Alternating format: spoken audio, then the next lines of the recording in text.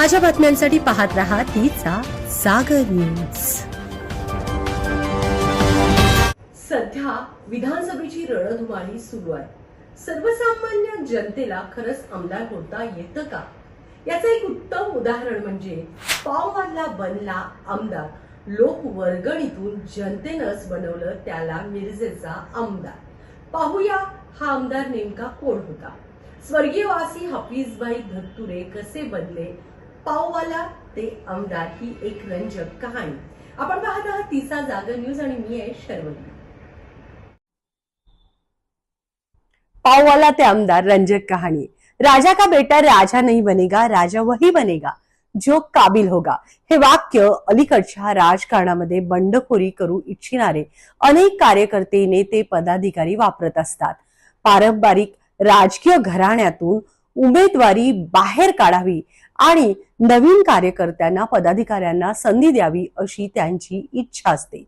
कार्यकर्त्यांनी नेहमी प्रचारच करायचा का, नेत्यांच्या सतरंजा सुचलायच्या का, ही त्यांची भावना काही चुकीची नसते। कार्यकर्त्याला देखील नेता व्हायची संधी मिळाली पाहिजे। अशी संधी विशेषतः विधानसभा निवडणुकीत मिळाली तर एखादा कार्यकर्ता मोठा होऊ शकतो असे त्यांना वाटत असते। त्यासाठी ते जीवाचे रान करत असतात, रात्रीचा दिवस करत असतात। पण भारतीय राजकारणामध्ये फार कमी कार्यकर्त्यांना अशा मोठ्या संधी मिळतात आणि ते मोठे नेते होतात। अगदीच राजकारणाशी फार मोठा संबंध नसलेला आणि छोट्याशा व्यवसायामध्ये गुंतलेला तरुण सुद्धा मग धक्कादायक पद्धतीनं उमेदवारी मिळवतो आणि आमदार होतो। राज्यभरात काही मोजकी अशी उदाहरणं देखील आहेत। त्यापैकीच एक मिरज विधानसभा मतदारसंघाचे सन 1999 आणि सन 2004 या दोन निवडणुकांमध्ये विजयी झालेले काँग्रेसचे उमेदवार हफीजभाई धत्तुरे यांची रंजक कहाणी। हफीजभाईंच्या उमेदवारीचा किस्सा मोठा रंजक। हफीजभाई धत्तुरे गावाची भट्टी होती। संपूर्ण कुटुंब त्यात कष्ट करायचे। धार्मिक प्रवृत्तीच्या या कुटुंबाचा व्यापार आणि काही निमित्तानं सिनेस्टार दिलीप कुमार यांच्याशी संबंध देखील आला होता। दिलीप कुमार यांच्याशी त्यांची वर्षभर भेट व्हायची, बोलणे व्हायचे।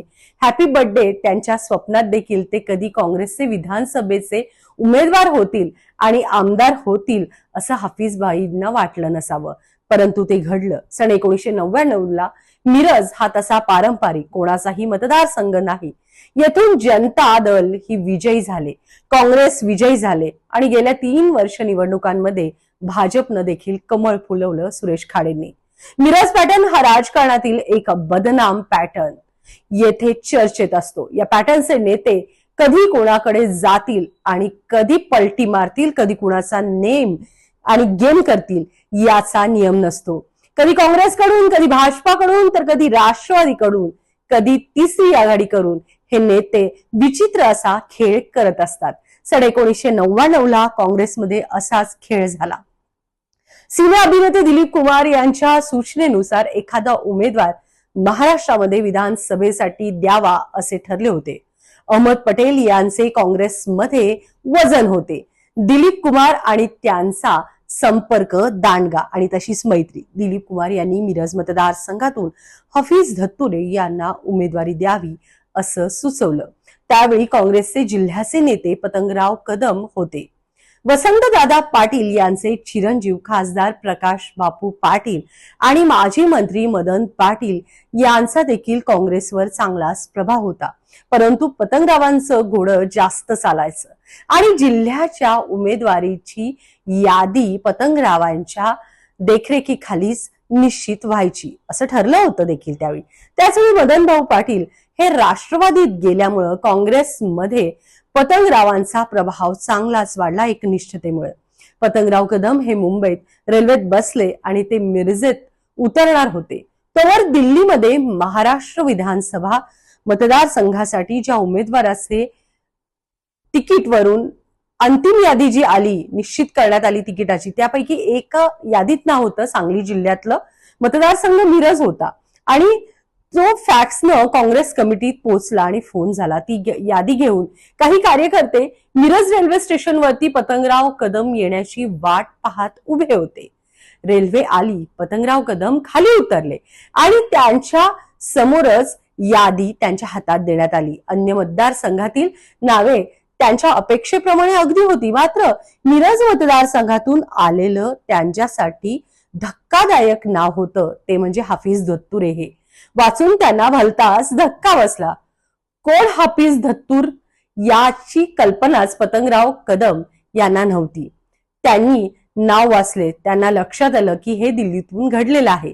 त्यांनी तात्काळ कार्यकर्त्यांना विचारलं की हाफिजभाई धत्तुरे कोण आहेत, नेमकं काय करतात, त्यांना शोधून आणा. सांगलीचे कार्यकर्ते कामाला गेले आणि पावभट्टीत काम करत असलेल्या धत्तुरांना घेऊन त्यांनी काँग्रेस कमिटीत ते आले. या ठिकाणी हाफिजभाई धत्तुरे यांनी निवडणुकीमध्ये शिवसेनेचे बजरंग यांच्यावर जवळपास 14,000 मतांनी विजय मिळवला. धत्तुरे यांना 47,000 मते मिळाली होती. त्यांच्यासाठी दस्तूर खुद्द दिलीप कुमार यांनी मिरजेच्या किसान चौकात सभा देखील घेतली होती. सभेला एवढी प्रचंड गर्दी होती की मुंगी शिरायलाही जागा नव्हती असं सांगतात. सभेत प्रचंड प्रतिसाद मिळाला. लोकांनी टाळ्या वाजविल्या. हाफिज धत्तुरे यांचे विरोधक बजरंग पाटील लगतच्या एका इमारतीमध्ये बसून ही सभा ऐकत होते. त्या सभेला मिळालेला प्रतिसाद पाहून माझ्या उरात धडकी भरली होती अशी कबुली ते अनेकदा खासगीत देतात.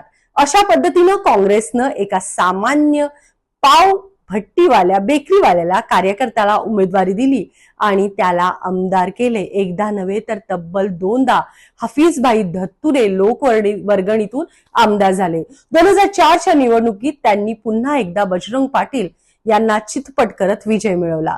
सलग दुसरी निवडणूक जिंकल्यामुळं एका अल्पसंख्याक कार्यकर्त्याला राज्यमंत्री पदाची संधी देखील देण्यात आली अशी त्यांची अपेक्षा होती, परंतु त्यांचं ते स्वप्न अपुरं राहिलं, पूर्ण होऊ शकलं नाही. 2009च्या निवडणुकीत मिरज मतदारसंघ राखीव झाला.